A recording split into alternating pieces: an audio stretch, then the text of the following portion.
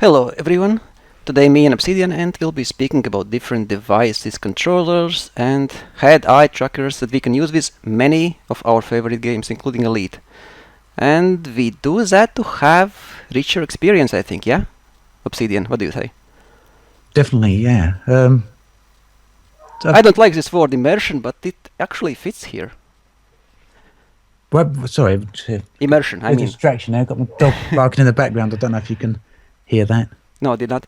I mean, we want to feel the game, we want to be part of the game, and all these input devices help us. Yeah, right early on, when I first played the game, when I first jumped into it, I actually tried, probably like many people, to use a mouse and keyboard. I think I was still playing the alpha demos then, and it came a bit of a surprise to me that it wasn't yaw to move, it's more pitch and Roll. yeah, pitch and roll. And initially I was thinking, what the heck's going on here? And I think that throws a lot of people when they first jump into Elite. But I actually think when you get into the other controller setups, you start using a Hotas or something like that, it's actually really puts you in the game a lot more. Yeah. Yeah, we already started about setup, so let's start. Here is my setup I'm using. It's Place Seat, Cytec Pro Flight Rudder pedals and X55 Hotas for now. This actually is third Hotas I have in 2 years and I will have to return them again, so I really cannot recommend anyone Cytec X55, sadly. Build quality is not good. You said they only last quality-wise for 2 years. They seem to wear after that. This is fourth one in 2 years, yes. So half a year you maybe can play it. Yeah. It's not meant for space sims, definitely.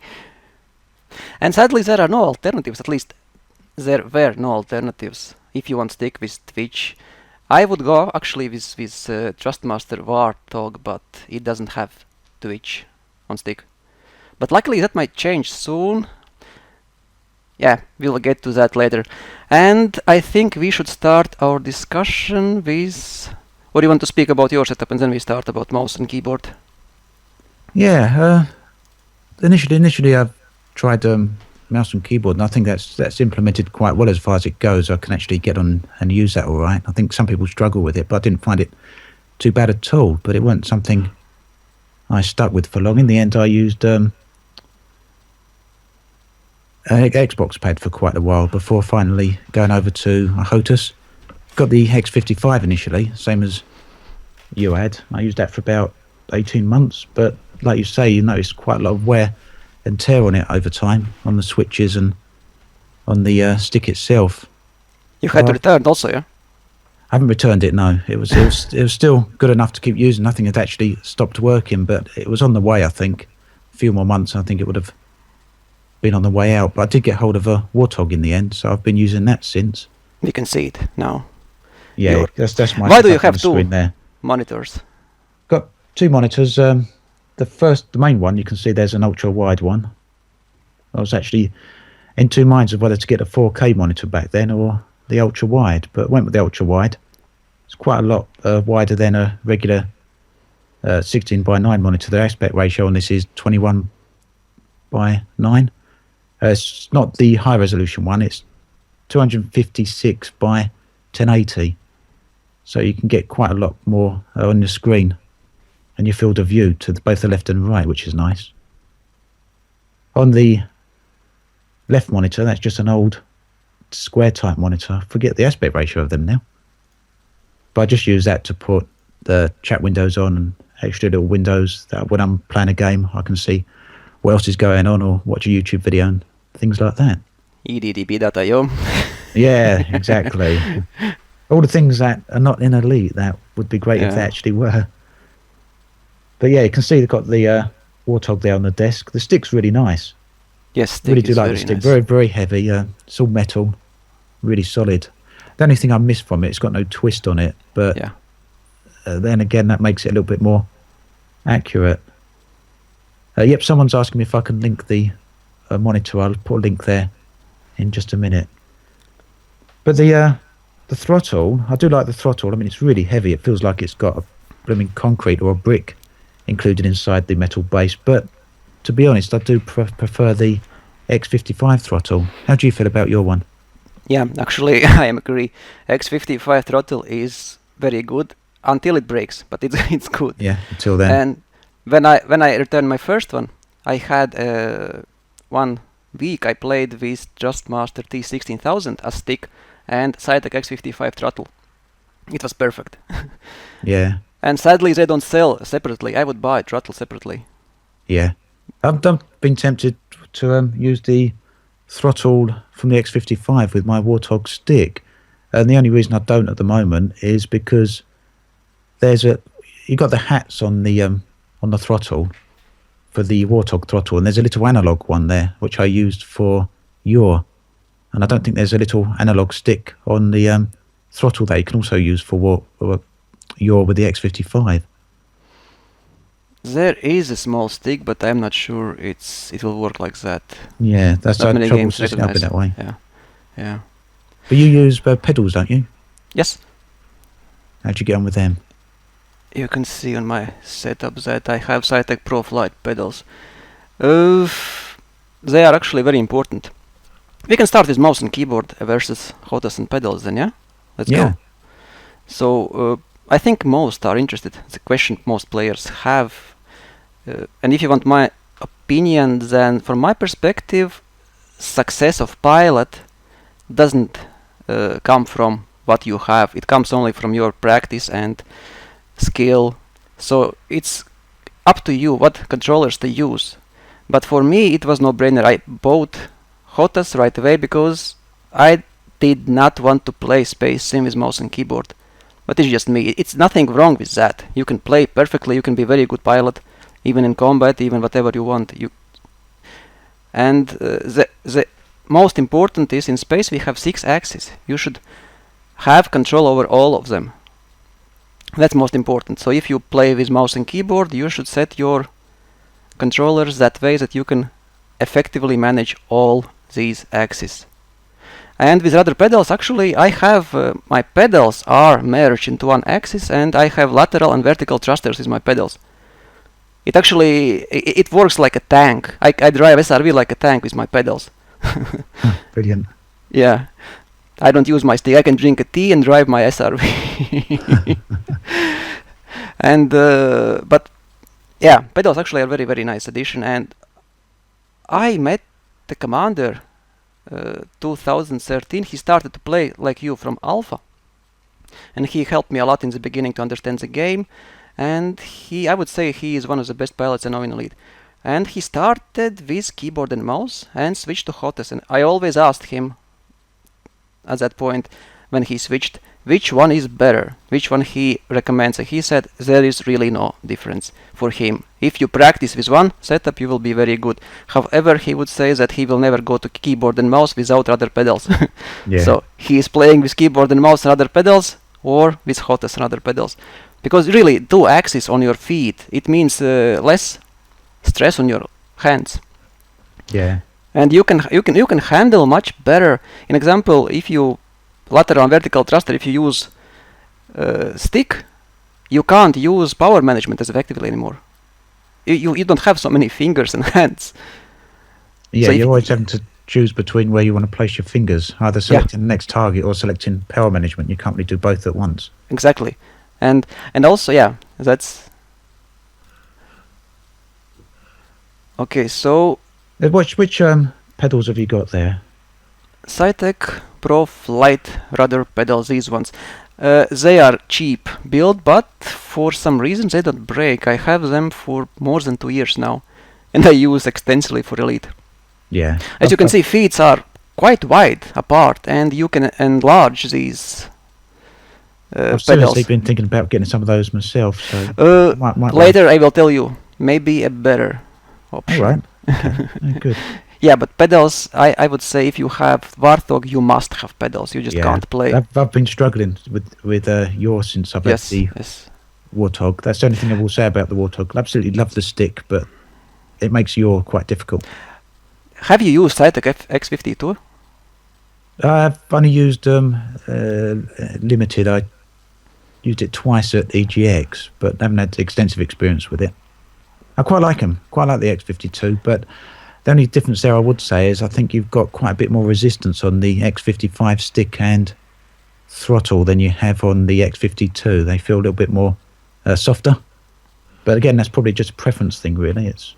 Then again, can you change the springs on the X52 like you can with the X55? That'd be I actually don't know. I think you can't, yeah?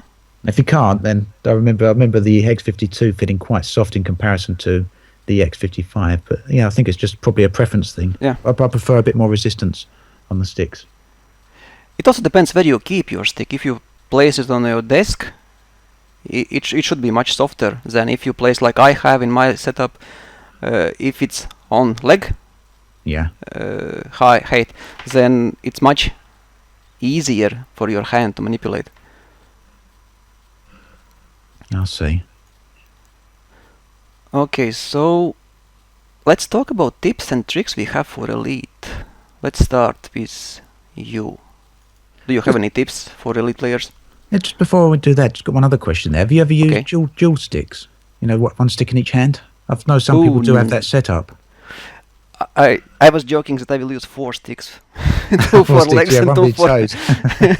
toes and 2 for hand. But no, from what I've read, it's very inconvenient and it requires quite some time to get used. Yeah, that's might be my thought on that. It'd be quite difficult to get used to using the throttle. I remember when I started with Hotas, actually, I want to say that if you want to switch from keyboard and mouse to Hotas, be patient. It will take a lot of time if you never used Hotas before. Yeah, I remember when I went from Xbox pad, which I'd used probably for about 6 months or so, over to the Hotas. I just felt totally useless. I couldn't even dock. I was all over the place for quite a while till I got used to it again. When you do sit down with the Hotas, you've basically got to relearn the whole process over again.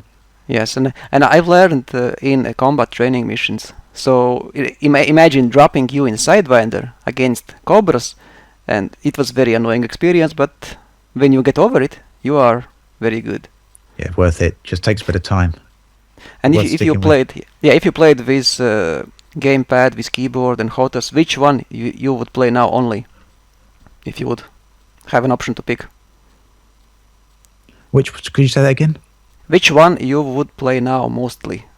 I always use Hotas. I've recently got a Elite Xbox controller, which I use on my laptop. I sometimes stream from my main desktop PC to my laptop when I want to play in another room, and I use an Elite Xbox pad for that because you've got the paddles where your little fingers are, and that allows you to have your control over your 6-axis, which you don't normally get with a controller.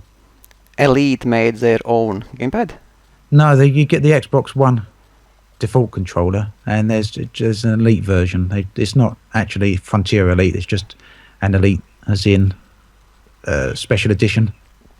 I see. I can send you a link and you can have a...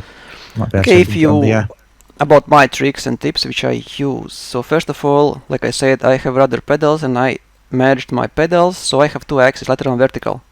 It's quite useful. Let me find this one.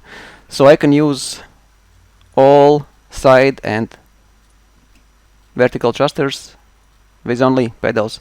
Also, I did make a macro for my power management, which I suggest you do as well, because distributing pips is very important in combat, and if you need 4 pips at some, or engines, or weapons, or systems. So I have only one very easy macro, 4 pips to any place. So if I click once to engines, I get 4 pips to engines. Once to systems, 4 pips to system. But you can set your presets and have them if you like.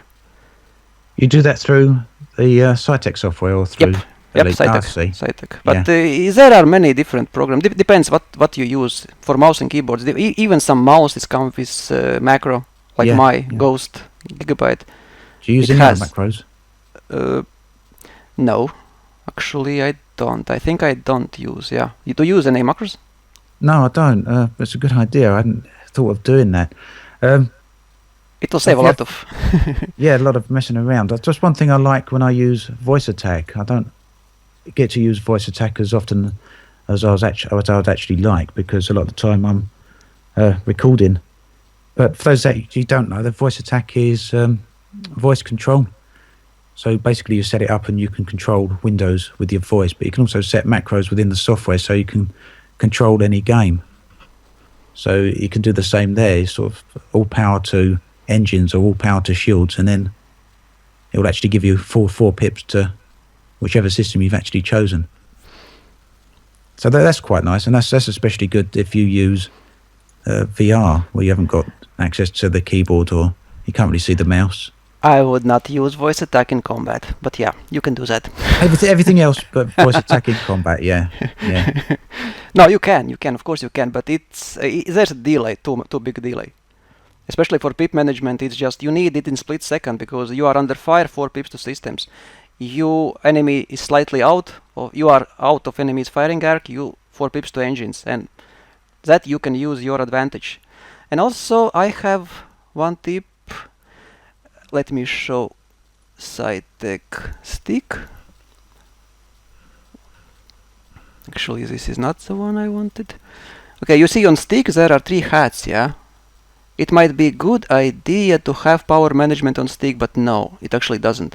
I had it on stick for half a year, and then I realized that when I'm in combat, I move my stick, I fire, and in this time also using other finger to distribute pip it was very inconvenient for me, and I switched to throttle.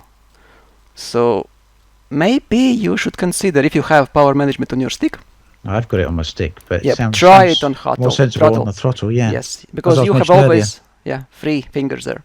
Yeah, because sometimes you're trying to select between target or subsystems, and then you want to change power management at the same time, and you're forever flicking between the two. I have those 2 small ones, grey ones on the right. One is for subsystems, and second is for power management.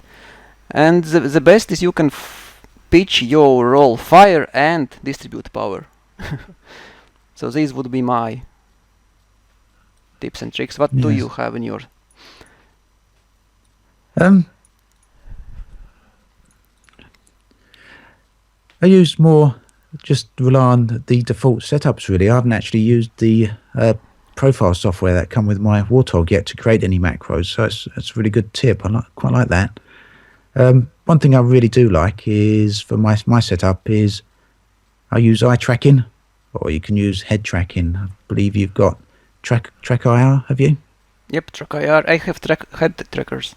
Yeah, for me now, since I started using head tracking or eye tracking, I find it really difficult to go back to not using it, and that's something I'd highly recommend for people to use, whether they can just get the free face track, no IR. We will get to that a little later. Yeah, that's a bit of free software, but that would be one of my recommendations, basically. So to use as many as you can, yeah? As many different controller inputs as you can, yeah. My suggestion would be something for head tracking or eye tracking. I find it quite plain and quite difficult without that now. Especially when you're in combat and you want to try and track where your targets are. But you use any graphic enhancements, yeah? Graphic enhancements, I use EDFX. It's a nice little got a graphic utility. Most of them you can get Sweet FX and Reshade, and they're little downloads, they're files that install directly into your Elite Dangerous directory. But EDFX is a little bit better because you get a little program where you can manage the graphic enhancements with. So that makes things a little bit nicer, and you can basically set which settings you want on and which you want off. You can do it with the other mods, of course, but I just find it a little bit easier and a little bit better with EDFX. So yeah, it gives you some nice visuals. One thing I also do, and this is possibly because of the ultra-wide monitor I've got, I do increase the field of view beyond which is the default with Elite. In Elite, you go into the graphics settings menu, you can slide the field of view all the way to the right, and I think that goes to about 58 or 60. But I go into the graphics file and I actually mod that to 68, which gives you a quite nice wide field of view. You probably noticed that in my videos you've seen. I've got the HUD, it's quite small in the center of the screen, and you get a lot of extra field of view off to the left and right of the screen. Yeah, these small helpers, there are a lot of, but Frontier doesn't want us to make programs that will enhance experience. No? They don't want to give players They mods for now. No, they don't seem to mind you changing files. They leave some of those settings in, don't they? Yeah, even further than they allow in game. Yeah, yeah. Okay, but there is actually one interesting news. Well, it's not anymore news, so there will or maybe will be alternative to Cytec or other throttles because Elite Dangerous sided with Trustmaster. And we will have a hybrid with T16000M stick and a new Hotas, completely new Hotas. And well, it's hard to tell how effective and good it be because we need to try it out, but it was revealed in this year E3. And like I said, it's based on T16000 and it's even called T16000 MFCS Hotas. And it will be available in September. So next month, 1 month away. And the suggested retail price is $130. So you can compare it with Cytec. It's much cheaper. X52 or the X52. Yeah, around X52. X52 price. Yeah, actually, nice stick. How would you compare? You haven't used the X52 at all, have you? No, but I have T16000M, and like I said, it's smaller. Stick is smaller in size compared to X55, which is good. Because the X55 is just huge stick and it's hard to reach all buttons there. Yeah. But you see, it's one copy, just a little bit edited. What I don't get is these buttons on base. They are completely useless. Well, I mean in combat, in time critical. The ones down on the base, yeah. Yes. Yeah, because you take your hand off the stick. Yeah, you may use them like landing gear or cargo scoop or stuff, lights. Yeah. Stuff like that. Maybe you can do macros like docking request or something. Yeah, but and many said that on stick only one hat is very bad. I would say that I don't need more than one, because power management on throttle, and on stick you can only. I have on stick on my X55 stick only one hat. Well, I have 3 hats, but only one is used more or less, and it's for menu browsing. So you'd use the menu browsing from the stick. I do all in-game, only from stick. What about selecting target? Where'd you get that from? You mean select target ahead or what? Select next target, select previous target, or it's select also subsystems. It's hot. That's on the hat. It's well, actually. Oh, yeah, be the same hat. You can use hats, or there's also switch on throttle up and down next to yeah. But it's broken now for me, so I can't select next target. Oh, that's a shame. Yeah, and as you can see, there's. This stick can be used as left hand as right hand as well. You can switch these rubber. Yes, ambidextrous, isn't it? Yeah, so you can. Nice. This is actually stick which most people use with as dual stick. Yeah, that's what I was going to say. That's kind of what got me thinking about using dual stick with this particular model, because I know a lot of people do use this model for that. And it's, I can't confirm, but from what I've heard, it's very similar to Warthog stick. I mean, the build quality is not that good, it's plastic, it's not metal, but inside is similar. So, really? Yeah, it feels very, very, compared to X55, it's very precise. It's just, the yaw is very nice, and it was very, very, when I switched, I just enjoyed it a lot. And when I switched back, I felt it. Yeah. You get used, but so your one's broken, did you say? Yes, my X55. When I was using this as replacement. I see. Stick and keypad. So I played with throttle. Instead of throttle, I had a keypad. But it was you can get used to anything. Like I said, if you practice, if you know your keys, if you get used, you will be effective with any controllers. But you need to control all 6 axes. So this, and you can see right away, the power distribution on stick, it's wrong, in my opinion. It's bad. But they will have it as default. And let's move to throttle now. You can see on throttle 1, 2, 3, 4 hats. So 5 hats on stick and throttle together. I would say it's enough. So Some this say is also, yeah. Sorry, interrupting you there. This Some is a say completely new. Yeah. Go on. Oh, some just said that balanced would be better, but like I said, I think 1.4 is good as 2.3.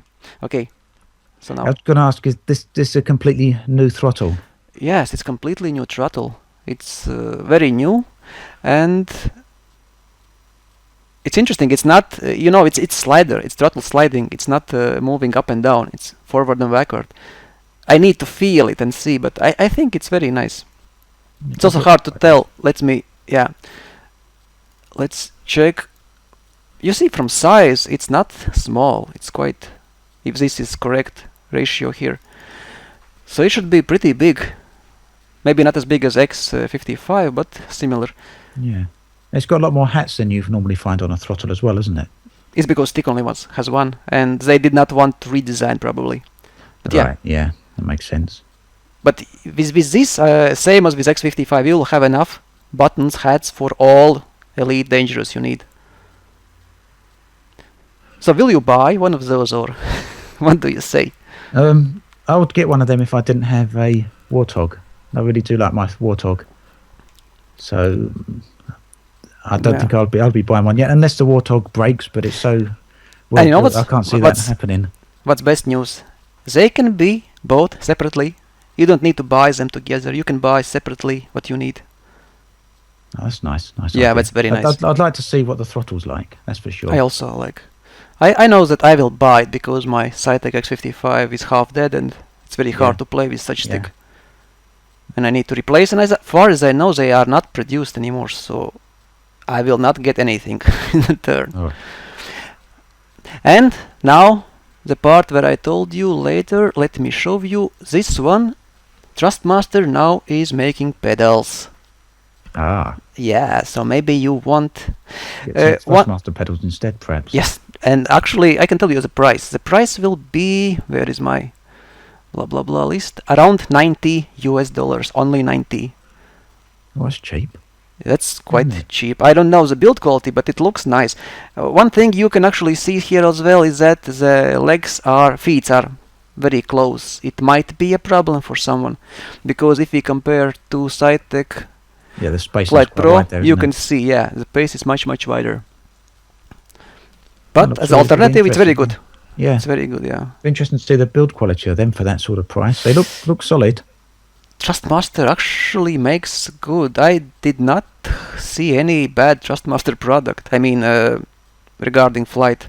But they did not have any pedals, so now. And I think for you, if you use Target this software, you can have all 3 of your devices there. Yeah, quite interested in them. Do you know when they're being released, or have they been released? They are already out. You can buy are. them. Yeah. So if you want, just go to Amazon or eBay and I'll buy certainly them. be having a look at that then. They look quite good. I've been thinking about it for quite a long time now, getting a pair of pedals. So good opportunity, good time. Yes, exactly.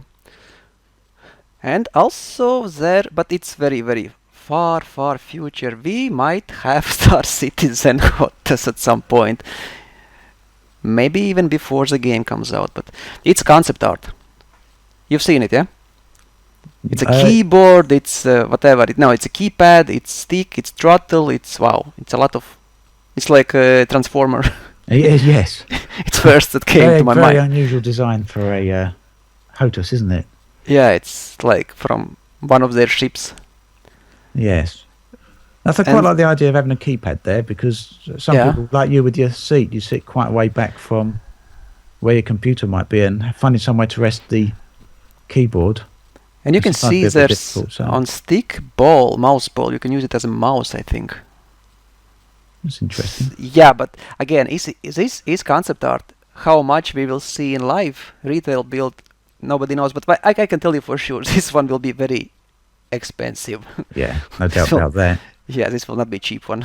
I'm also actually curious how it'll be to actually use it with Star Citizen, because of their flight model. When I've played Star Citizen, I've always found it a lot easier just to play it with keyboard or mouse, because the flight model basically follows the cursor Yeah. And although you can use Hotas with it, I've just found it much more. It feels much more natural to use a mouse. When I was making my videos about Star Citizen, I played, but only with X50, with my Elite setup, let's call it that way, with X55 and with pedals. And it was okay. I remember very, very first Arena Commander, it was complete disaster for Hotas. I couldn't play, and it was so annoying that I just forget about that game for a year. And now I tried Flight Model. I can't say I love it, but I like it. It's different. It's very, very, very, very different from Elite. Oh yeah, that's for sure. You're going all right with it then? The problem is for now, I don't know how huge ships handle. All we have seen there is small ships, smaller even than Sidewinders, and the range is very little. And I was, at some point, I was just racing. I was playing racing. I was earning these. You can earn money there, in-game money, which you can spend on buying or renting ships and equipment. Yes. And I was racing there for like a week, and I get in top 50 or 70. Well, top 100 I was. Yeah, one track. One thing I'd like to see in Elite, some leaderboards of some types for various types of activities. It'd be quite a nice addition, wouldn't it? Yes, it's just competition, it's rivalry. It's what Elite misses. Yeah. We need to compete about something. And the fun part is that I switch ships. You need to fly through rings there. You know this track, yeah? Yes, yeah, I've played that a little bit. And the second you switch ships, you can't hit these rings anymore. It's even while many say, oh, ships are same, they fly same. Try racing with ships and you will see how different they actually are, really. Really are very different. Yeah, very different. That's if you fly in open space, you don't feel that. It's same as Elite, I'm sure.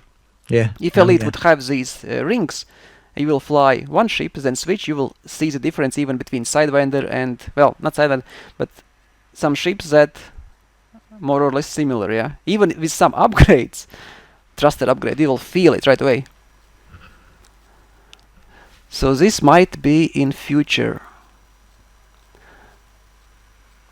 I think we can now start with head and eye tracking devices, and you wanted to do that earlier, so let's start with head.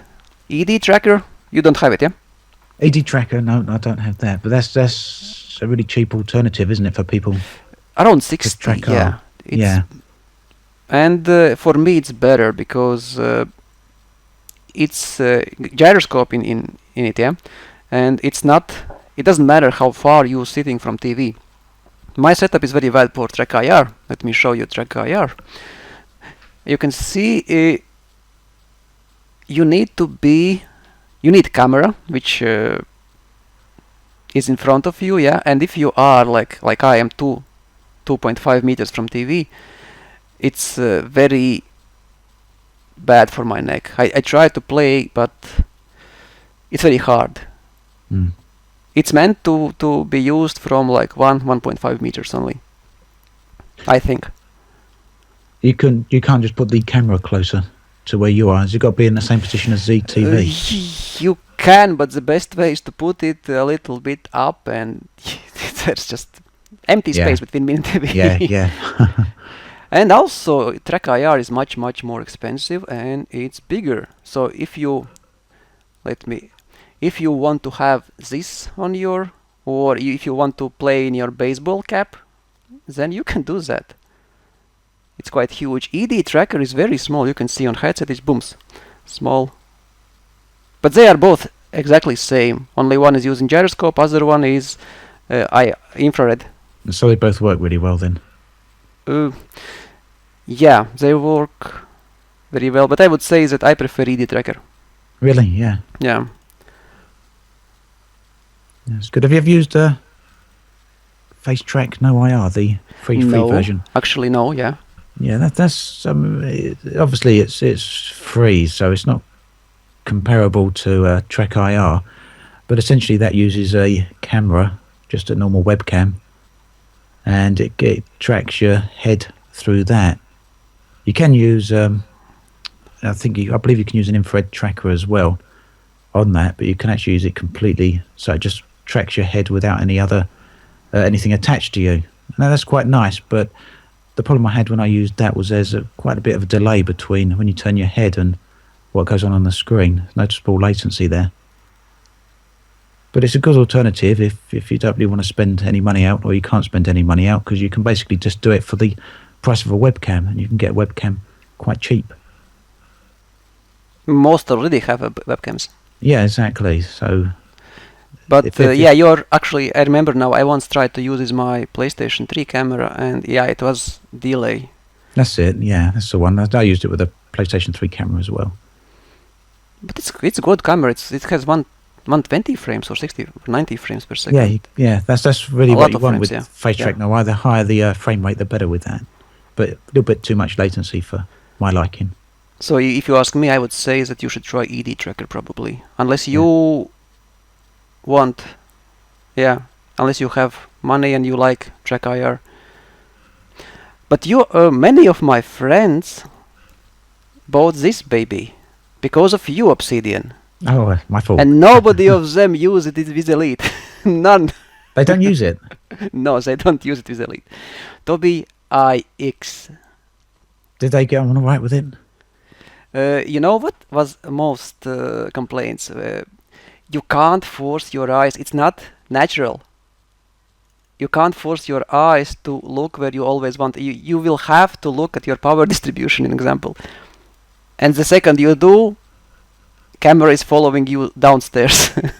Yeah, see, there was a bit of a problem in combat, with this, I mean. because when I had my initial copy of this, there was a particular version of the software they used with that.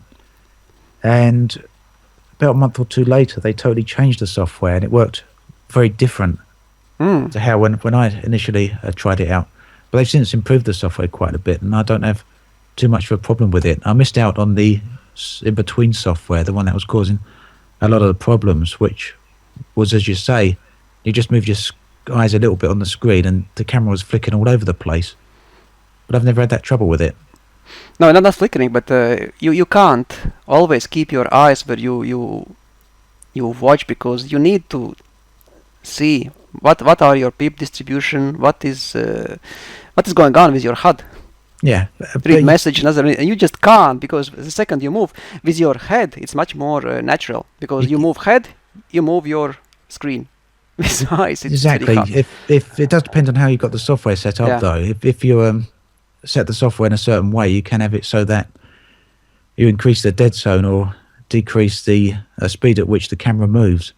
There's all sorts of sensitivity settings you can have in the software now, so that when you look down to pips, for example, it doesn't center on the pips, because that would be quite a problem. If you're looking down on the pips and the camera instantly centers on the pips, then I can see that being a massive problem for a lot of people. But I've got mine set up so it doesn't do that. Ah, so you can set up. Nice. You can do it. It does turn toward the pips, but it doesn't center on them.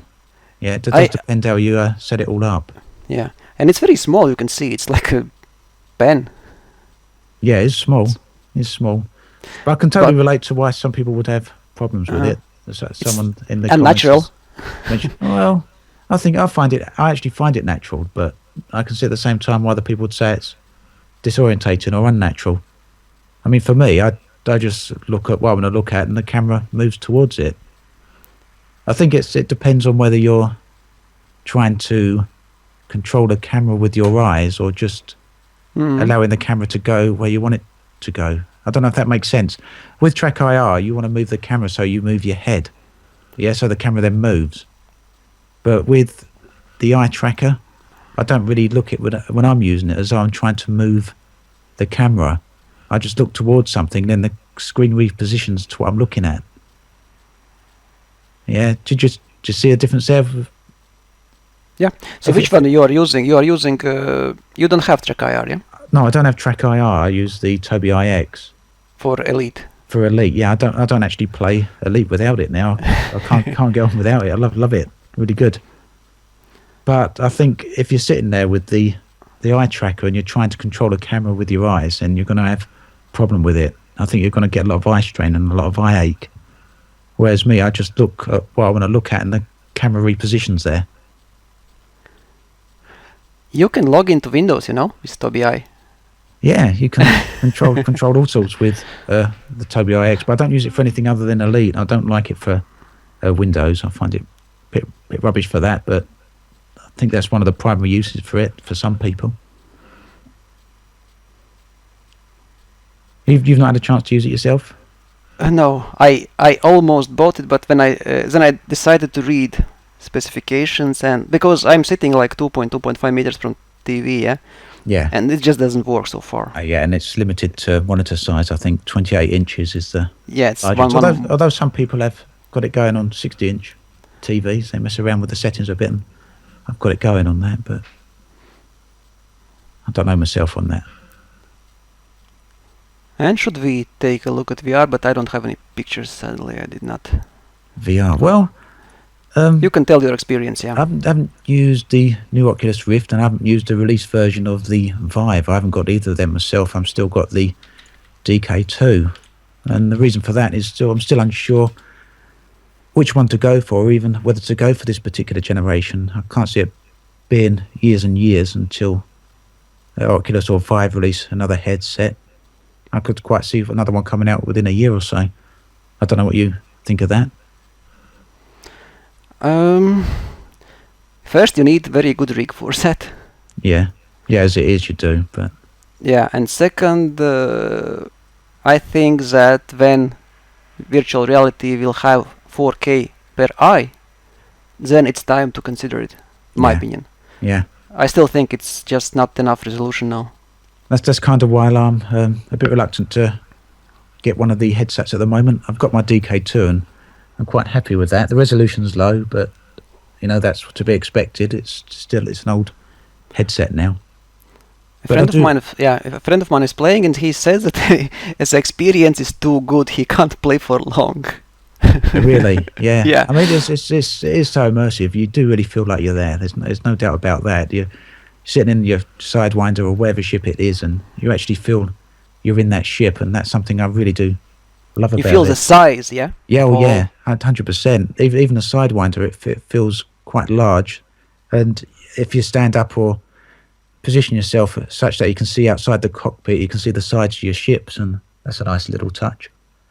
And then when you're flying something like a Type 9 or an Anaconda and a Python, and you look around behind you and you see the size of the bridge there, that's absolutely massive. Literally feels like the Type 9 or the Type 7 specifically, it feels like you're sitting in a factory if you look around behind you. It will be very cool. Very large bridges, yeah. When we will be able to walk around.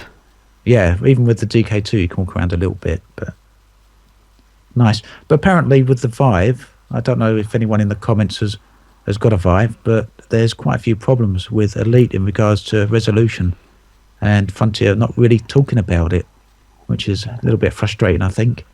It doesn't look as good as it should look. And I know when I tried it at EGX last year on the Vive, it absolutely looked flawless, looked really nice, but there's been some problems since the release version's come out. Interesting, So, yeah. I didn't know that. No, someone else asking, is a Vive or Rift better for Elite? So at the moment, I'd say if you're looking at getting one, you really want to go to the Elite Dangerous forums, jump into the VR forum there, and see what people are saying about the Vive, because there's a lot of problems with it. And Frontier have been asked the questions a lot of time, when it's going to be fixed, when's it going to be sorted, and they won't really respond. They give their normal evasive answers. And they were even asked this back at LaveCon, specifically on their Q&A panel.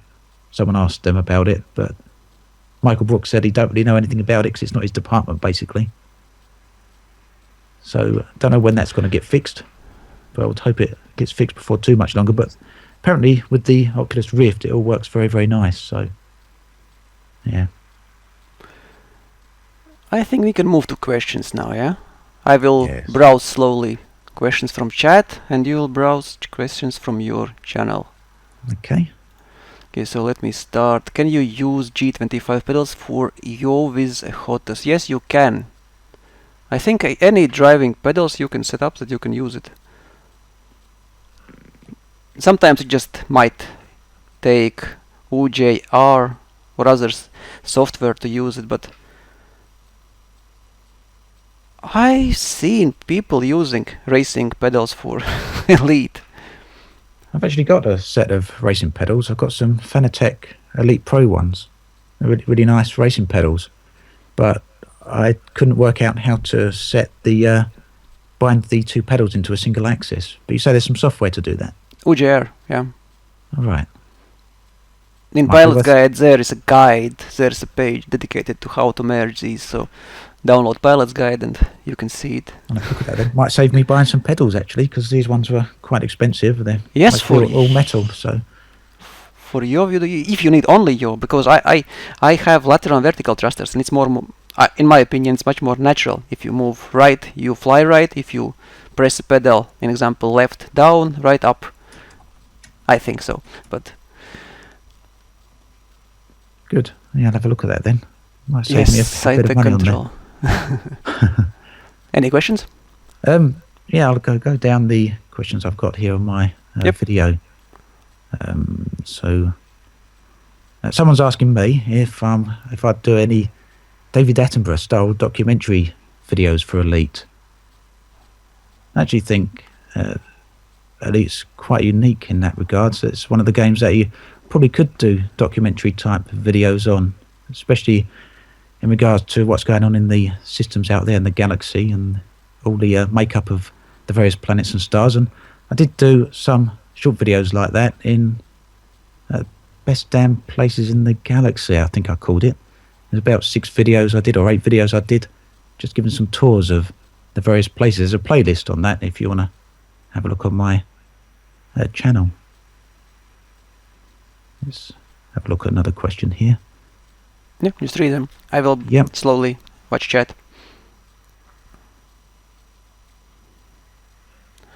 Someone's saying they stopped playing the game since Engineers.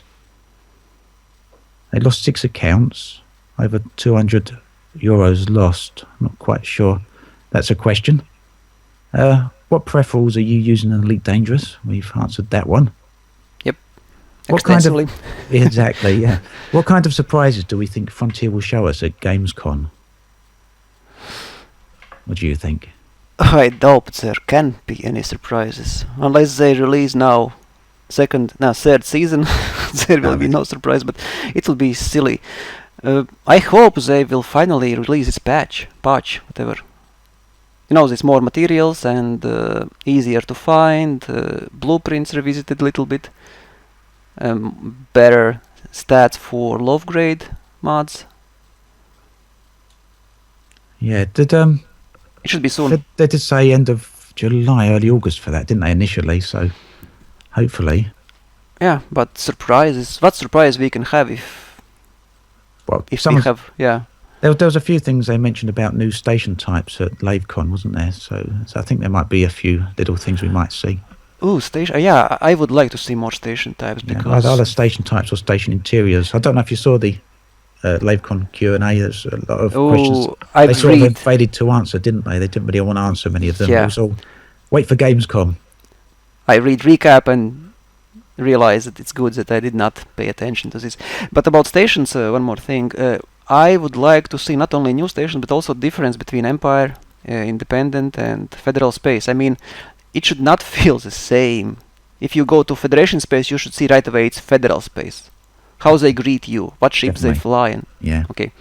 I'd even like to see different behaviour in the ships Yeah. between the types, especially depending on your rank with a particular power. Enemy. Yeah. They will not give you docking request for Yeah, just for go from- away, don't dock here. Yeah. Or you will have to pay like 1,000 credits to get to Exactly. Or land. go do a particular mission for us before you can dock here. Yeah. Anything. That kind of feeds into the next question there.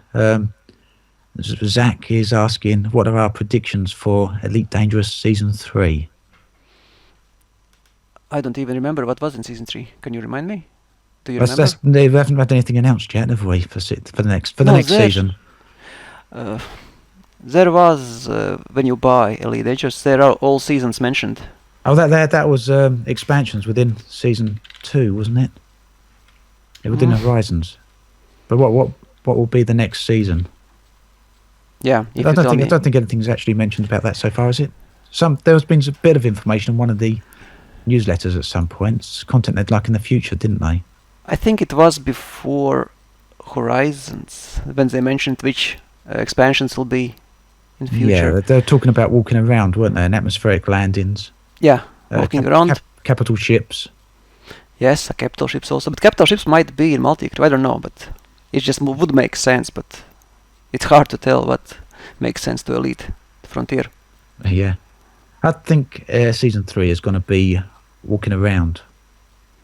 I reckon you'll be walking around our ships to start with, and they may slowly expand it out to walking around other places. I would say they should finish landing on all kind of planets. Yeah. Or most, at least, not all, but all where we can land. And then logically they should move to walking around, first person shipboarding, EVA, and stuff like that. There's actually a quote from Sandro Samarco, dated 2013, where he said that Season 3 is actually going to be walking around. But whether they've changed that since then is anyone's guess. But I think there'd also be other planets as well. Atmospheric planets will come in Season 3 as well, just rocky ones. There's a question for you about EDFX. Did this installation corrupted the Steam overlay? I don't use Steam overlay, so I just use the Frontier version. But I've heard that EDFX doesn't work with the Steam overlay, but there is a fix apparently, so it might be worth having a look or asking on the Elite forums, because I've seen that question asked there and I've seen it answered as well, but I can't remember what the answer was. Okay, any more questions there in chat, or shall I read another one? Slow. No. Yeah, go. Along with Silva is asking, along with multi-crew, what sort of advancements would you like to see made in terms of player interactions? So what additional stuff would we like to see in terms of multiplayer in the game? Oh yeah, multi-crew. I would like to see, well, yeah, but I would like to see ships which you can only manage with multiple commanders. Not already ships in the game, slightly modified, but new ships, like capital ships. So you can, one guy is managing an example, well, easiest way is turrets. Huge turret, an example, yeah.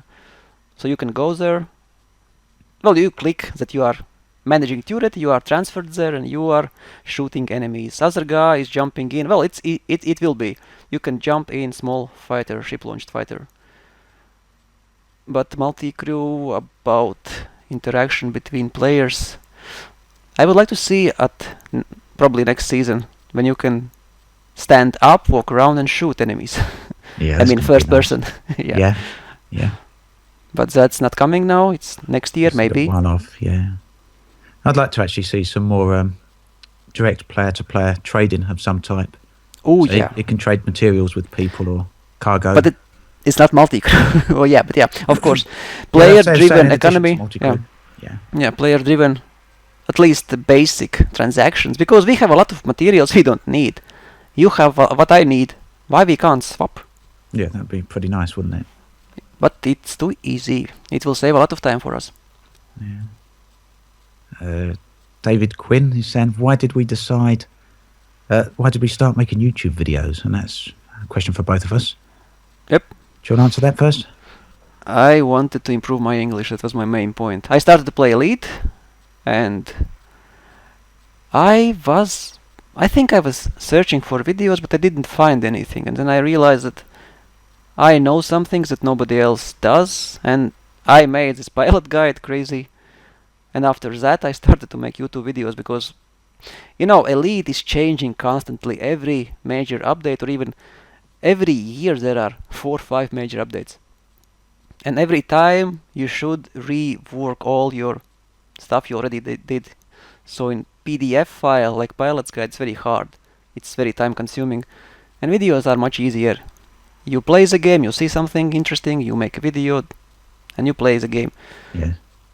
But main reason was to force myself speak in English, because if I would not make my YouTube channel, you can try my first videos, and maybe you can listen it for longer than 10 seconds. I can't. I'll have to go back and have a look at them. Yeah. It's actually the same on my early videos. I go back and look at them and I think, oh my God, what the hell? But for me, it was initially I just started making a few videos with just randomly playing Elite. There was people going through the alpha missions and showing them off, and I did the same sort of thing. But eventually I found out I really enjoyed editing and making little stories out of the videos. And for me, that's kind of what led into to making YouTube videos. There's a related question. How long do you both think you will do Elite videos for, and any plans to cover other games? So yeah, go. For me, it's as long as Elite Dangerous remains interesting, and hopefully it continues to remain interesting. But we might need a few more patches to see any more changes. At the moment, it's things have sort of gone in one direction, aren't they? Yeah. But yeah, I don't plan on stopping making videos anytime soon. Same here. When I make too many videos, I'm told to take a break because I'm sounding negative, yeah. But you know why I sound negative? I sound negative because I played with friends, and around 8-10 months ago, I realized that one left, another left, and I remained almost alone. And this is really annoying because Frontier is robbing me of opportunity to play with my friends. We were playing for a year together, and then they left because Elite became something not interesting anymore. Yeah, they didn't And want. I've tried very hard to bring to attention to anyone that I want the game, I want to play the game. I'm not negative because I'm negative. I'm negative because I want the game to be better, and I see all a lot. Just if your friends are leaving, how can you be positive? Yep. And I love the game. I don't want to quit it. No, Why I I should can quit it? understand that. Yeah, it's when we complain about the game, it's not because we're hating on the game. It's Yes. just because we want to see it improved. We don't want to see it disappear. We see potential, Exactly. but when we see what's done, we just scratch our heads and think, what? How? Yeah, strange decisions. Yeah, but what about other games? Other games? I tried to make, but most people just don't want me to make other games, to play other games. It's difficult. I've tried. Did quite a few videos, and I'll be going back to it soon. With The Long Dark, I enjoyed making them, and I think in a lot of ways there's a lot of similarities between The Long Dark and Elite. Strange comparison, but it's because it's Long Dark's single player, but it's very open world, and It is similar to old. I remember mid-90s. I played Alone in the Dark. The Long Dark, not Alone in the Dark. Okay, sorry. Yeah, The Long. Have you seen that one? The one where you got to survive in the Canadian wilderness, sort of the frozen landscape. It's kind of post-apocalyptic, but Single player? yeah, single player. But you've got to survive outside in the frozen wastelands. So you can't stay outside too long before you start freezing. Did a few videos on that anyway. I enjoyed making that. I'd like to make started some videos, but I'll be waiting until there's more released on that. And probably some No Man's Sky videos as well. Yeah, No Man's Sky. Are you planning to play No Man's Sky? Yeah, I'll definitely be playing it. So more you? videos from Obsidian will be about No Man's Sky. Yeah, he's doing some on that. One of my friends posted a video about Dual Universe. Have you seen any? I have. Yeah, that actually looks quite good. Yeah, very surprisingly good. But it's like upgraded Minecraft. But yeah. Yeah, a bit like Space Engineers. It's hard to tell now from just videos. We need to play, but it's also very early, you know. Yeah, they're talking about 2018, aren't they? Release date. Yeah. So quite a way out yet. I want to play Black Plague, an example, or Kingdom Come Deliverance, such kind of games. Yeah, they both look good, don't they? Yeah, it's nice. With swords and medieval bashing attacks and arrows. But there are not many games. I played last Division, now I play Elder Scrolls Online. Finally reached. You have it, yeah? I have Elder Scrolls Online, yep, I played it We for should a stream while it. after it was released, but I haven't played it recently. Yeah, I'd like to stream that with you. We should play it in live stream. Yeah, what level are you? I don't remember, 130 something, but it's changed. Well ahead of me, I'm like level 20. I've got a lot of catching up to do. Yeah. It's quite nice, but yeah. So we will make videos, don't worry. Yeah, there's plenty of videos to come. Zen, I can't read his name, Zendel Zile. He's asked, when do we think we'll be able to land on atmospheric planets? We kind of touched on that just now. I reckon within the year we'll be landing on atmospheric I'm planets. living on one. Yeah, we're there one already. But in Elite, yeah. It's very hard to tell. I don't know their roadmap, and they are kinda late on schedule, and or not. You know, this project, they are working simultaneously on many things, so Yeah, you we can can't. already tell, can Yeah. you? Sometimes you think it's a long way off and then suddenly it's here. A lot of people never thought we'd be landing on planets in horizons. They thought that was going to be a lot further away, but I knew it because it was there. I knew that it's already possible, just nothing's there. But I was hoping there will be something when they release, but there's still nothing. yeah. Considering that's the point David Braben made during Kickstarter, that they didn't want to do planets without anything on the planets, but Yeah. there we go. What is one change or addition we'd like to see made within Elite Dangerous lore, culture, history, or the galactic powers? It's you know, sorry, but I don't care about lore in Elite. It's made that way that I don't care, and I can't think of any change there. I think for me it'd be what you said just now, pretty much, that when you go from the Federation to the Empire, it actually feels different and looks different. Well, yeah. Although that's more gameplay than lore, it is kind of lore related at the moment, or culture related, because at the moment there's no difference, is there, between the cultures? Yeah. Aside from what's written down in game. If you are very high ranked Empire pilot and you come to Federation space, they will very hostile towards you. They should be very hostile if they are at war. But it's also, for me, it's very weird. They are fighting in one system, friendly in other. What is happening? How two powers can fight and be friendly at the same time? If they fight, they fight. If there's a war, there's a war, in my opinion. But there are factions fighting, factions not fighting. Yeah, exactly. It's a little bit very not believable. Yeah. So I suppose really the answer to that would be that I'd like to see the lore, or perhaps we'd both like to see the lore with the game actually matter more within the game itself. Yeah. Yeah. Consequences. Yeah, actually All have your some bearing actions, on the game. Yeah. If you kill stuff, you can't land there. You just can't. Nobody will allow enemy to land, refuel, restock, rearm. Yep. Actually have consequences to it. Yeah. Yeah. And if you kill 20 ships, there are 20 ships sent after you. No, well, not 20, but more ships you kill, stronger enemies are sent after you, not just 1, 2, 3. Yes, until you're chased right out of their territory. Yeah, till you run. Yeah, Drugi in chat saying some more love for the Alliance. I agree with that. Yeah, definitely. Alliance should have much more love. A lot of love. Yeah, definitely. They're almost non-existent. Yeah.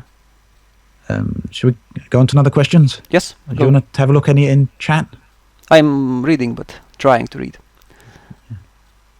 Okay, well, you have a look there. Calder says, when do we think salvaging will be added? Have you got a clip we can show for salvaging? It's something Frontier were talking about right back during Kickstarter, and we've got a clip here that we can show. This was shown by Frontier during the Kickstarter period of the game. And in many ways, it was pretty much the first and last thing we ever heard about salvaging. Yeah, but it looks awesome. It looks great. What I really like about it is you see the full shipwreck, not just little bits of wrecks that we see now. You see little bits and pieces now, don't you? Can you imagine dropping into a signal source and seeing a fully wrecked Anaconda like that? Can I comment on this? Go on. I sometimes drop out of Supercruise at signal source, scoop containers and canisters, and there are wreckage, small parts, but they are immovable. If you hit them with bigger ship with full throttle, you just stop at zero. I didn't know it's that. so unbelievable, It's just maybe they're large anacondas in disguise. yeah, exactly. Something invisible. But it really, what they showed, it's very great, and all this damage model and this wreckage. Yeah, so exactly what I'd love to see. Actually, going toward the ships and picking parts of them, or flying inside and taking the cargo out yourself. EVA, this is really perfect for your magnetic boots, walking around inside and smoking. I'm not sure. I've never seen a full-on wreck in space. I'm not sure if they exist. I don't know if anyone else has seen that. We see bits and pieces floating around, but have you ever seen full-on wrecks? You mean in Elite? Yeah, in Elite. Like, do you see full-on anacondas crashed on the surface of planets now? Yeah. You don't see them derelict anacondas floating in space, do you? No, just blown away parts. Yeah, but a bit of a shame. But who knows? Maybe it's something that'll come at one day in the future. There's so many they can do, and if you have this scale, you just get lost at some point. Yeah. And I think it's also we should understand that they can't make all we want. They will never do that. It's impossible. It's world, it's universe, it's galaxy. They've got to consider also the amount of gameplay that's made out of any development time, haven't they? Yeah. That if they can implement certain gameplay mechanics that will last player a few months, and they're really going to choose that rather than putting a year's worth or month's worth of development time into something that's people going to get through quickly. Yes, they have two big priorities, obviously, and they have a roadmap. They already know which update is next, what it includes. I would like them to revisit old ones. Yeah, definitely. And fix some stuff or change, because if they admitted that power plays fail, but why they do nothing? It's a year or Wing is more than a year, but why they don't do anything then if it's a fail? And they even they admitted that it's a fail. What they are waiting for? Yeah, difficult, isn't it? It's sometimes it seems they don't communicate quite, perhaps as much as they could with things like that. Yeah. Now, if they would say that, we have this next year somewhere in season 2 or 3, fine, but they just say it doesn't work as we planned, it seems players don't like it. That's it. Okay. We have it, but nobody wants it. Yeah. Let's have a look at another question. Yeah. I have one. Do you think Frontier will fail with docking bigger ships? How do you think Frontier will feel? Like the Beluga. The Beluga, yeah. Yeah, they already said that they can do that. The bigger ships can dock. Not inside, but they can launch smaller ships to dock. But priorities, like we said. Yeah. I mean, I would have thought the Beluga would be coming with the next patch. Passengers, as it's got passenger missions, yeah, but there's mixed messages on that now. There's people who've been to LaveCon and they've said that Frontier have said wait and see, and other people have said that it's not coming for a long while yet. This is the surprise in which we were asked that Beluga will not come. Yeah, that's a surprise. Passengers. We won't be getting it. Can we team kill the captain and control the Farragut myself? You can't control Farragut, sadly. I would like to see that. There is no power for players. We will have this player power, but it's powerless. We can't make a guild, an example, like in any other game, like 500 players together, work for a goal to build a Farragut and then fill it with ourselves, with players, and one commands, and 20 or 30 other are... Well, okay, 20, 30 is too much, but like one commands and 5, 6, 7 maybe, up to 8. But multi-crew will be up to 4, so Wings still Wing. Yeah, it's better than one. It remains to be seen how well they'll sync together, because I still have sometimes trouble with Wings losing sync with other players.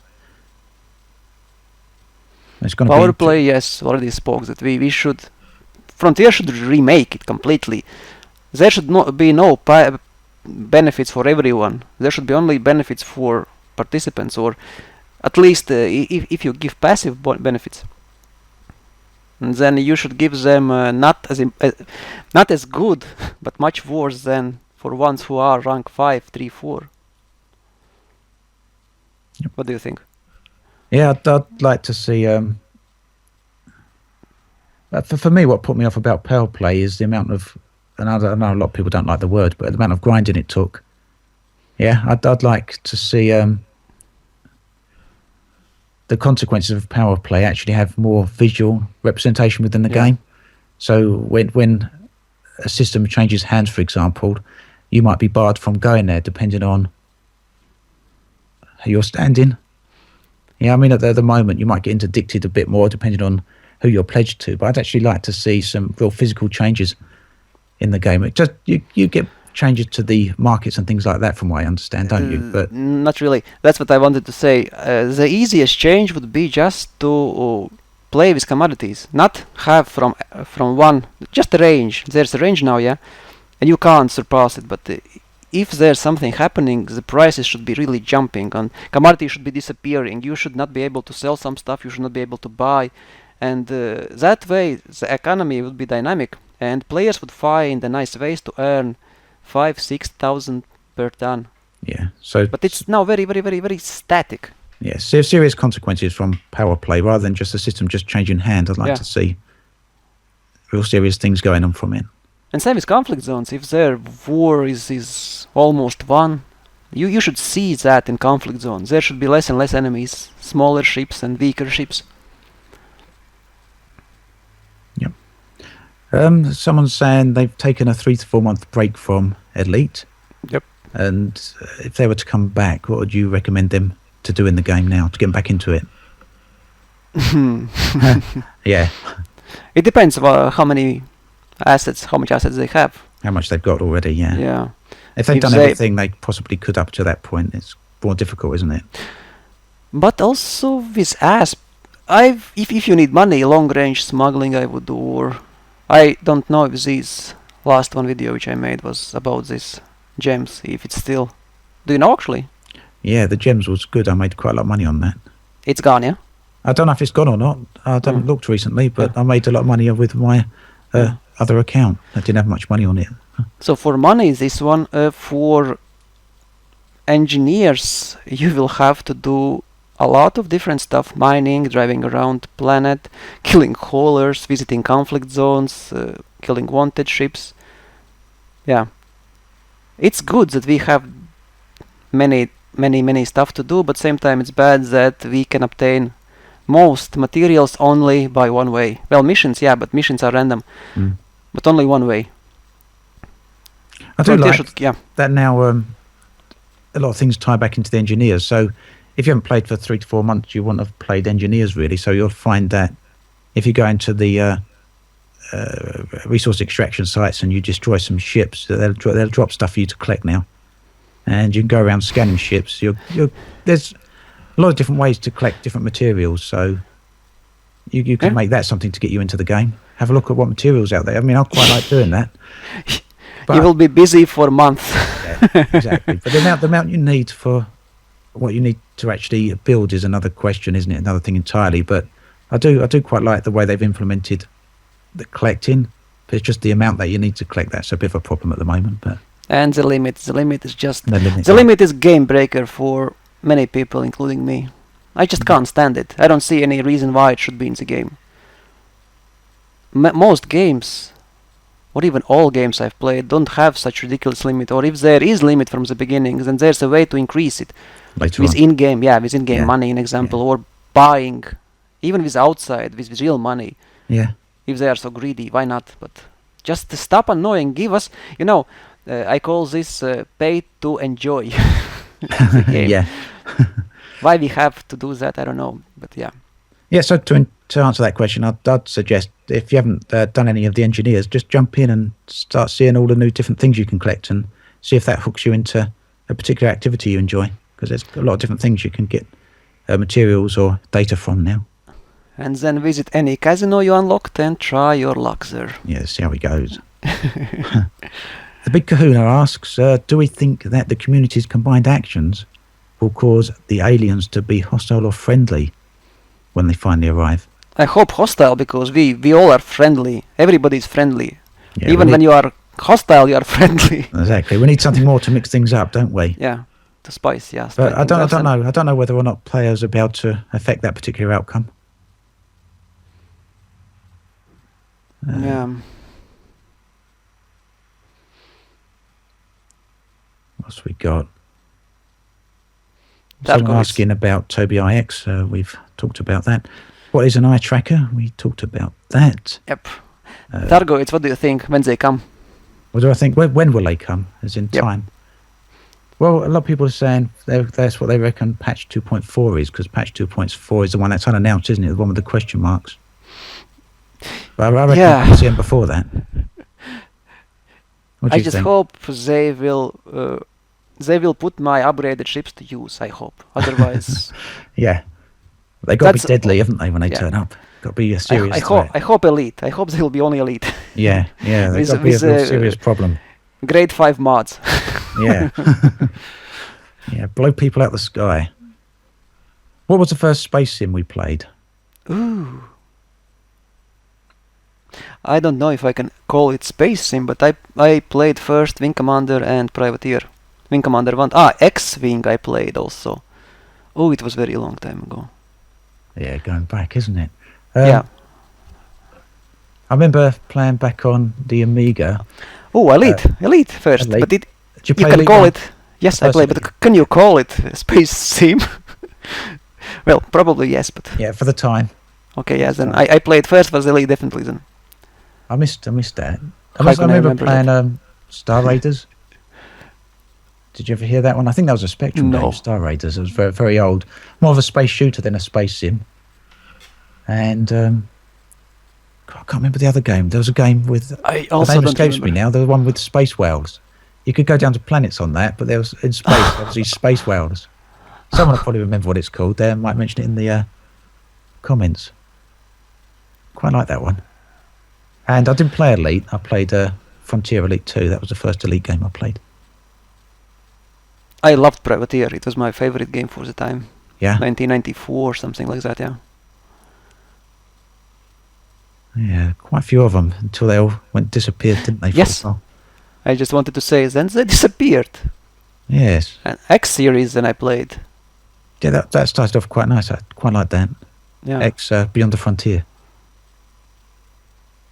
No, I mean X Retribution, X1, X2, X3. Yeah, wasn't it called Beyond the Frontier, the first one? I don't remember now. Yeah, pretty sure. Anyway, the first X, whatever it was called, I played that. And X2. But I didn't play X3. Are you a Pokemon fan? Well, I've got kids. I've been out playing Pokemon. They drag me out around the streets. Can we go Pokemon hunting? You know what's funny? My friend, he's now writing dissertation. He also plays Pokemon, but I don't. No. A lot of people play it. I've seen all sorts of people playing it.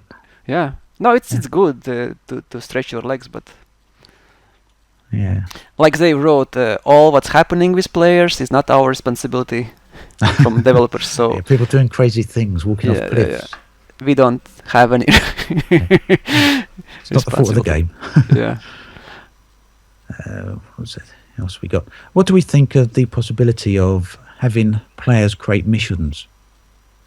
Well, So, I don't think it's- necessarily player created content, but player created missions. there should be then a set of tools, so we can set an example, deliver this there, and enemies will be like this, and so you can, but you know, to create proper mission, you need to be a developer. You can't give such tools to players. Difficult, isn't Maybe it? on a- Yeah, players well, give okay, ideas that Yeah. way, so Yeah. and developers will implement them. Mechanics, I mean different game mechanics, like you fly. Did you try in Star Citizen missions? Have you tried What's that? Star Citizen missions? Have you tried? The last mission I tried was where you had to go down and shut down the power supply. No, I no. forget which- Star Citizen. Star Citizen. Have you tried any missions there? No, not any ones beyond the ones that were released a few months ago. Yeah. That's that point. Even because you have to go to one place Yeah, and EVA out of your ship. that's it. Yeah, Yeah. there was one where the windows It's were very- smashed on the space station. Yeah. Flew into there and had to find the little pads. But it's impossible now in Elite. But yeah, we Yeah. need more diversity. For now Yeah. we have only fetch and delivery mostly, and kill. Yeah, variations on the same thing. Yeah, we don't have anything like that, like stories or some, and all these. I don't want to call them trees, are just redirections. And this is very annoying if you fly a ship, like you fly an Anaconda, yeah, and you took mission to a station and you are redirected to its outpost. I know many are very, very annoyed by this. Yeah. Yeah, well, just someone. The next question was, do we think multi-stage missions are ever be implemented properly? So, I think they put the start of that in now. 2 years almost since Gamma, and we still have missions like, yeah. Yeah. Missions is one thing that can really spice all the game. Also, Thargoids can spice up, because if we have common enemy, we will strong enemy, or at least places. In example, there will be mothership of alien, yeah, and if you go there, you will have very tough enemies, or other places easier, some zone-based enemy strength. Then yeah, but we need something to do. Yeah. I do like the way they put in the, I don't know how it actually works now, but in regards to people struggling with it, but I liked what they did with the assassination missions, where you had to fly down to the planet, land outside the base, get into the base to hack the computer to get the target's location. And only then could you get the location to go and assassinate the target. It would probably be in space or perhaps somewhere else.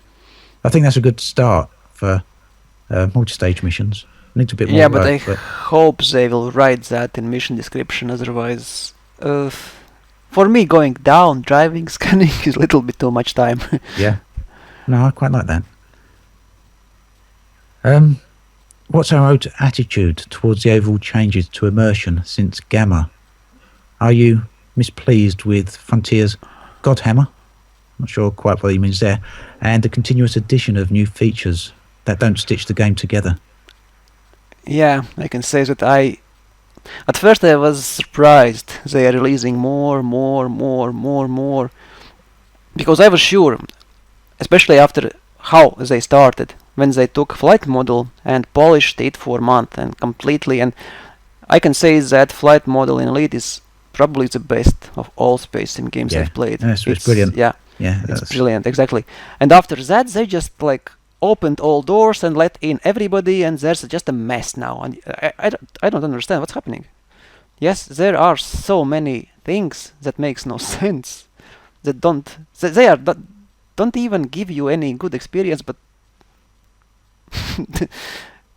waste your time. I like that again. What you're saying there, how they polished the flight model there. Yeah, and that's one thing that I think, even if it ever happened, I was totally bored with Elite. The flight model would be the one thing that would keep me coming back, just for that experience to fly the ships. I mean, they put a lot of work into that, and I really did like how they went through with during the beta period. You know, they put the stations in and opened up like 3 or 4 systems, and then they added a new system in, didn't they? And then they added a little bit in at a time, and each time they added something new during that period of the game, it would tie into existing aspects of the game. Yeah, if you ask me, then back during premium beta, but since release, it seems to have changed from that, and each element of the game that they're adding in now doesn't really seem to tie into what's been there before. Yeah, it's like a needle that sticks out every time. This power play, an example. What's the meaning of power play? Yeah, I mean, I don't play power play. I'll admit that. So. And also, I was hoping their game masters will give us community goals much more excited, but all they do is just, mostly at least. I did not participate in many, because when I read what I have to do, and it's just same stuff I do every day. Why I should go there and do same stuff again? With carrying stuff back and forward, yeah. I do like some of the outcomes of the community goals. I mean, but you don't see them. The problem, if you would see outside ship building slowly, yeah. Oh yeah, it would be so much more. Yeah, shipyards much more exciting. You should directly influence what's happening, but players do not influence economy, or you have a little influence, but it's still within the margins. That's the problem. You can't crash anything. Yeah, I think that's the first time we actually seen what we saw with the station in the Pleiades Nebula, didn't we? And then in Shack Station. That's going to be repaired. That's being repaired now, isn't it, by a community goal? And yeah. It's the difference there between the gameplay. The gameplay is obviously just hauling stuff from A to B, or mining stuff and moving it from A to B. But I think out there, where Jack Station is, there's going to see some real consequences that actually have physical outcomes, new stations, new planetary bases, and a new area for people to play in. I like the idea of that. And also, if you trade specific metals, you increase authority presence, because they have more, or you trade more. Well, if you give money to owning faction, it should increase power, not only percentage, but also authority ships more, warships more. It should be more safe. That way, it should all be tied slowly together. Yeah, Yeah, until you can get to the point where some systems are 100% secure. You just go there and you won't get interdicted even. And others are 100% unsecure. Yeah, you go there and die almost as soon as you get there, perhaps. More change. You know, but in all these multiplayer games, we have bosses, like Elder Scrolls or whatever, and we have raids. In Elite also, it would be very nice if we would have like asteroid base, pirate-owned.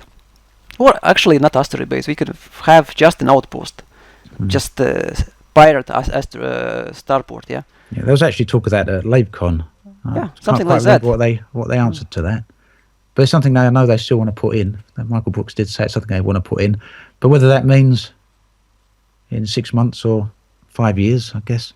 Yeah. We don't know. The easiest way is give players options to rule small, like, not really, but like minor factions, something like that. So there are plenty of systems. You can't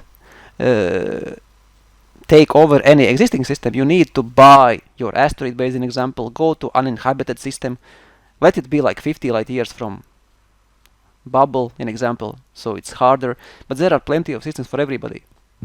Just give us tools to play with, so we can set up our own economies, their own. It would be interesting, or our own trading, own rules. Yeah, all that potential's there, isn't it? Yeah. It would already blow up this game into the sky, and everybody would love it. Because you can't, it's normal. There are only 150 developers, and not all of them are designers, obviously. They can't design the game for such scale. There's only so much that's possible, isn't there? It's impossible. Yeah. Or they give to players, or we have what we have. Right. Should I save my money to get a Corvette now, or use the money to get an Anaconda, and use that Anaconda to make more money? Corvette, Anaconda. It depends what other ships have. He hasn't. Should I save my money to get the Corvette? I read that right, slightly wrong. So he wants to know whether he should save his money. I guess he's got Corvette a ship. is very, very good ship, but it depends what for. For trading, I would pick Cutter or Python. For combat, Corvette is good. PvE mostly. But if you upgrade it, you can even PvP. But if you see your rebuy cost, you should decide if you want to do that or not. Quite expensive. Yeah, it's 40 or 50 mil, or 60 even million. Yeah, around 50, 60 mil. It depends on your loadout, but it's very expensive. If you die, don't die. No, that sounds like a lot. Scary. Yeah. Do we think the updates are coming quick enough? And if so, too quick. What would we like to see in a future update? I think sometimes it's just way too quick. I would prefer they fix old stuff and then release new. Yeah, this would make more sense for me. That's exactly what I'd like to say. I'd like to see someone saying in a future update, I'd like to see everything that's broken be fixed. There's a lot of broken stuff, and each patch a lot of new broken stuff gets added. But I think there's also a lot of potential for some great stuff to be added in. I mean, I'm looking forward to walking around, and I can't wait for atmospheric planets. That's something I really am looking forward to. And with atmospheric planets comes weather. Yeah. And that's just sightseeing, but animals. That's something I really do like. There's a lot of stuff that comes with this fishing. We can finally buy a boat and go fishing. Yeah, you can imagine that. Who knows, maybe. There's a question about players buying bases. It's confirmed it's hard to tell confirmed. Michael Brooks said it's still on the table. Asteroid base, player-owned asteroid base. But it will be bottom of range, whatever that means. Probably only refuel, rearm, and that's it. No, but the possibility exists. I didn't know that. Yes, asteroid base that'd be nice. But still, I would like to see more options. Like, you can set rules. You can allow everybody to talk. You can allow only some particular group of players, or I don't know how to. Some sort of management. Yeah. Best would be if you could sell their materials for your prices, like normally guilds do. So group of players own a station, and there you can buy this and this and this, and somebody likes to drive around, somebody doesn't. Somebody wants just to buy this, upgrade, and fly and fight. Somebody wants to protect others, somebody wants to trade. For now, Elite. Frontier is forcing us now to do everyone to do all, but not everybody wants that. Somebody wants to explore. It should be perfectly fine to be able to achieve same with trading as exploring, in my opinion. But you can't. Yeah, there seems to be going in that. Engineers pushed it very, very much in that direction. I also think, though, in regards to future content, it's easy to forget that basically Elite's only really been in development for 4 years or so, isn't it? I mean, they had some skunk works going on before 2012, but they didn't really start full-on development until the Kickstarter. So it's only 4 years, and a lot of games, they take that long before they're even released. Yeah, but they have their own game engine, Cobra. Yeah, there is and that. It's huge advantage, huge. It's, if you know your engine from inside out, you can do whatever you want. And David Braben even said in one interview that he always thought about Elite Dangerous when he was developing other games. So every game they made, they were thinking about Elite and how that can be transferred with these new assets they added, yeah? Yeah. How this can, yeah. All their tools were made before that. Yeah. So it's And not it's really, yeah. certainly an advantage, yeah. And now take a look at the Star Citizen and CryEngine, yeah. It's just they are struggling. On every turn, there's a struggle. There's a war going on. Yeah, I've seen a lot of that. Yeah. Right down to even networking and trying to get Yes. multiplayer working. They also have huge troubles. problems with network. And Yeah. Hopefully they get there. But it's getting late, isn't it? Yep. For that game. Any more What's the questions? next question? Yeah, we've got some more questions. Do we think we see aliens? I think we sort of touched on that already, haven't we? We are watching a mirror every day. We see Yeah. aliens every day.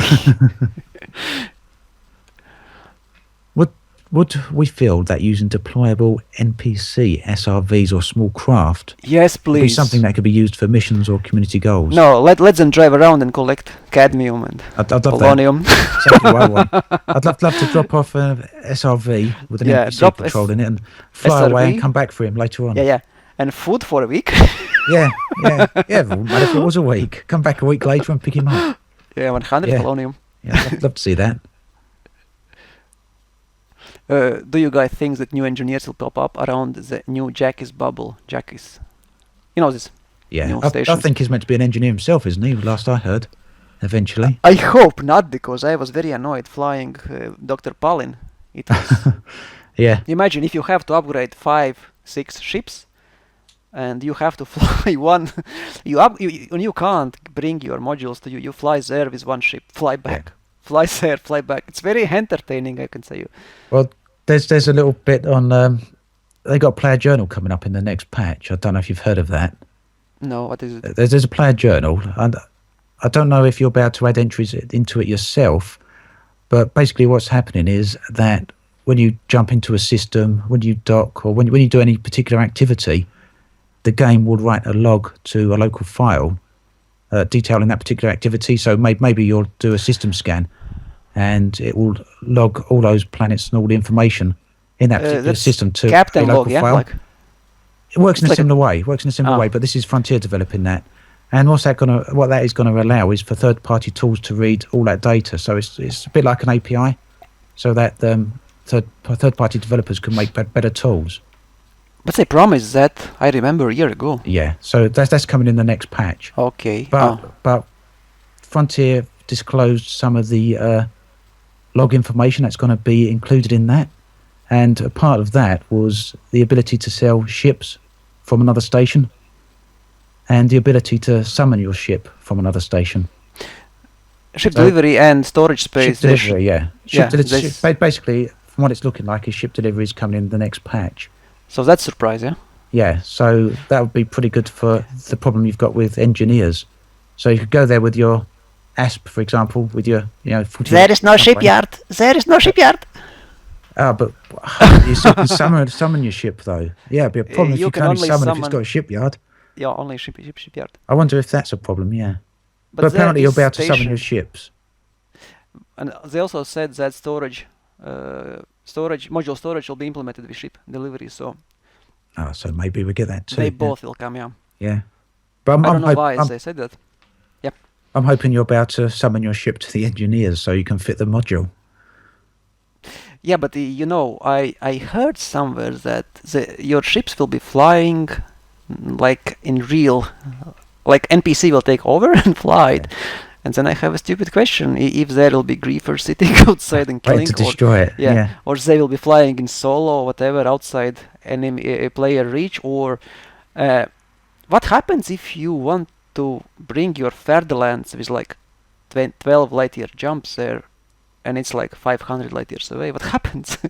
How many weeks you will have to wait? Yeah. Or will we get a little spinning roulette wheel that determines whether or not the ship will actually succeed in appearing? Stops on red, the ship explodes. Goes on blue, the ship arrives. What else have we got? Someone just bought the game 3 weeks ago. The question is, what's the best way to get an understanding of the different mysteries in the game? They're looking at the unknown artifact and unknown probe. But there is nothing revealed, officially at least now. Difficult to get information on that. Yeah. You can't. There's no way to get information. They're saying looking at the forums with over 900 pages is a hard way to do it, but I think that's really the only way to do it. Try and find some summaries. I've summarised some of it on a few videos. I think you talked about how to pick an unknown artifact up, didn't you, at one point?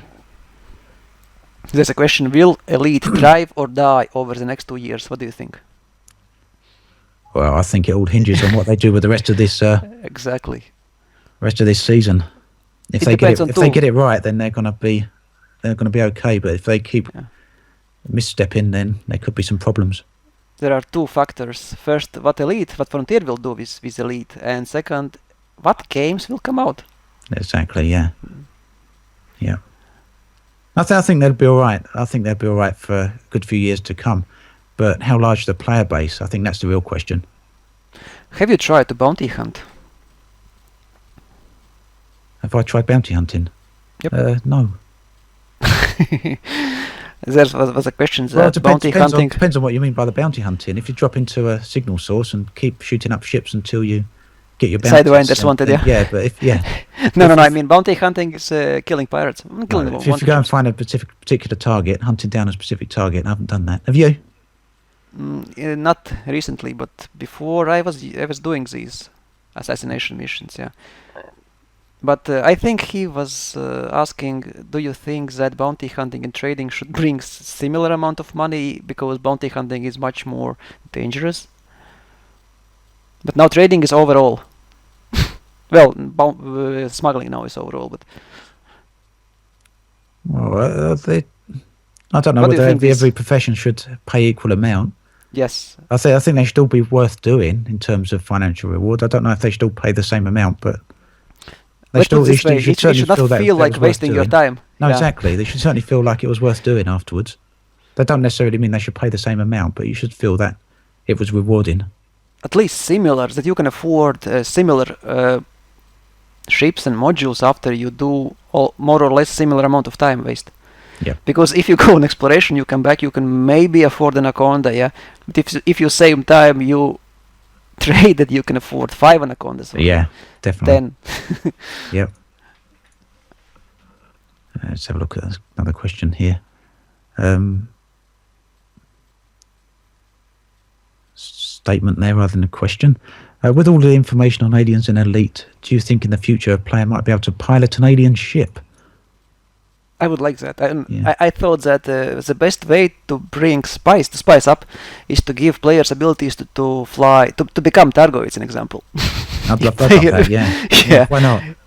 Why not? Yeah, I mean, you can play in solo if you don't like it anyway. Yeah, and there's loads of other areas of space closed off, isn't there? Yeah. I think there's something like 16 different bubbles out there, larger than the human bubble.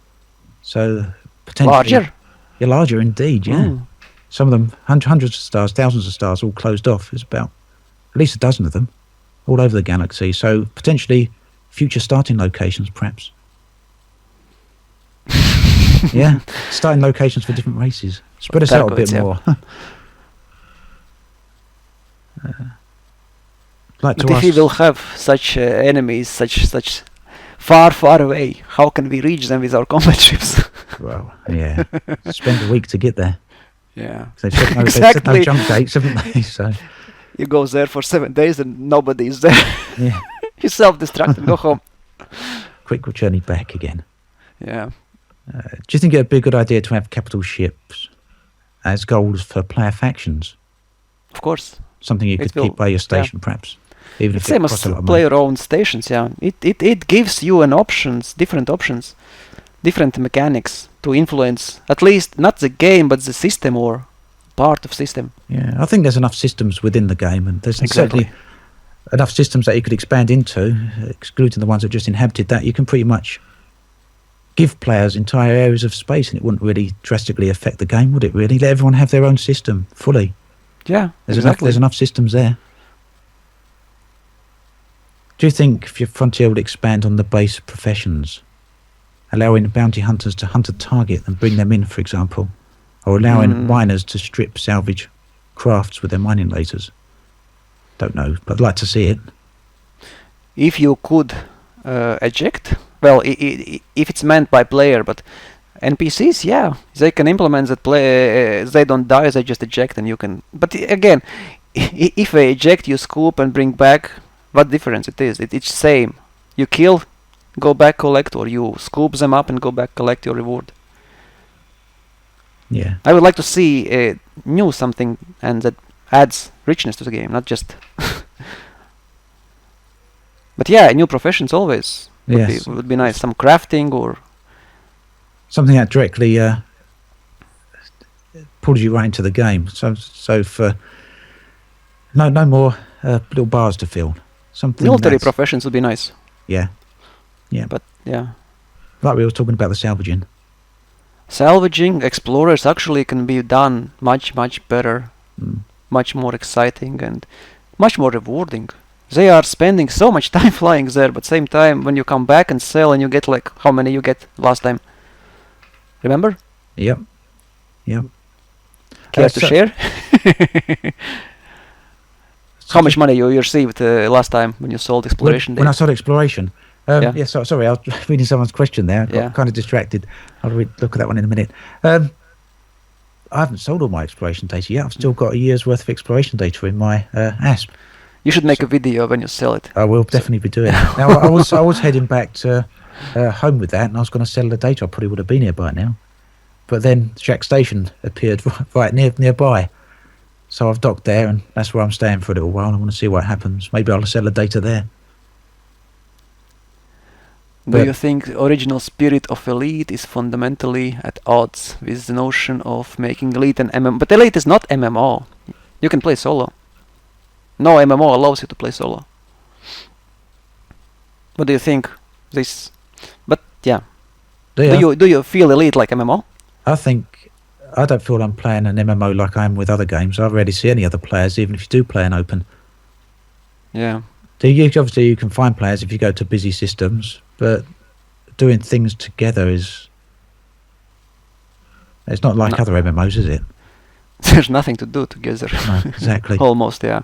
That's sad, actually. That was one of the selling points, or for many players, that you can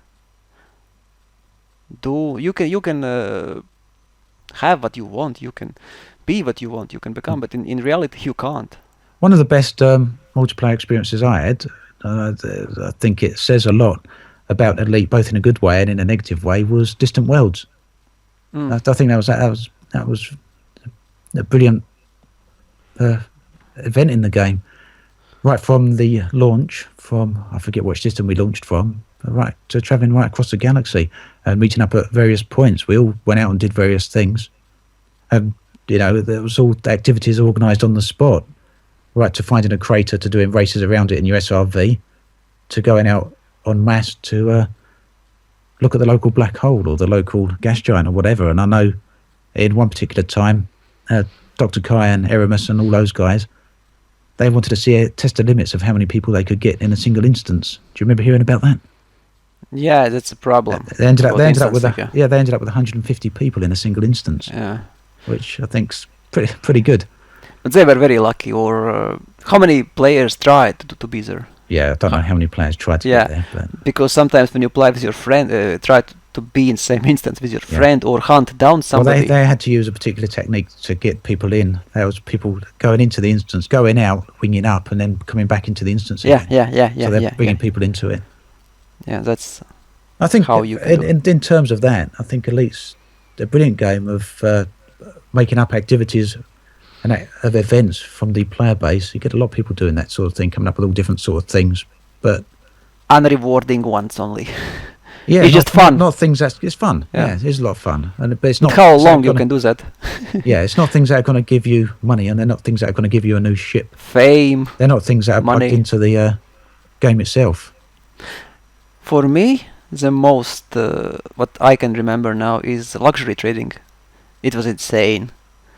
20 guys flying in and out, same letterbox, ships blowing up because somebody's flying on the red side. I just sat outside. It's first time ever I just was sitting outside station and watching what's happening in letterbox because it was crazy. Because you know why this was? Because again, there was a bug. When you drop out of Super Cruise at luxury instances, where Type 9s, they did not spawn sometimes. It took 2, 3, 4 minutes. And basically it was everybody sitting there. Type 9 spawns, everybody drops cargo, and flies by and gets money and drops, enters Super Cruise and goes to station. And all this group is always flying back and forth together. Oh yeah. And imagine if everybody wants to be first, nobody wants to slow down, and letterbox is as big only. Everyone racing to get in there. Yeah. And there were ships like Anacondas, Type 9s, Type 7s, and Pythons, and Asps. Yeah. And all this pack rushing into letterbox.